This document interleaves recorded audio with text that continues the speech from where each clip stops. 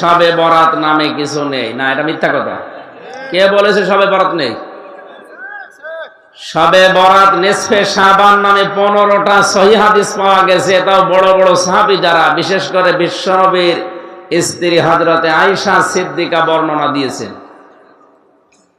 হযরতে আয়েশা সিদ্দিকা বলেন, গভীর রজনীতে আমার ঘুম ভেঙে গেল, পাশে হাত দিয়ে দেখি নবীজি নেই। মনে করলাম হয়তো নামাজে দাঁড়িয়েছেন। অনেকক্ষণ অপেক্ষা করে দেখি না, উনি নামাজে নেই। আশপাশে খোঁজ করে দেখি পাশেই জান্নাতুল বাকি নবী মুহাম্মদুর রাসূলুল্লাহ কবরের পাশে দাঁড়িয়ে অঝোর নয়নে কাঁদতেছে। ডাক দিয়ে বললাম, ইয়া রাসূলুল্লাহ, আপনি কাঁদেন কেন এই গভীর রজনীতে? নবীজি বলেন, আয়েশা, তুমি কি জানো আজকের কোন রাত? এটা শাবান মাসের নিসফে শাবান, 14 দিবাগত রাত।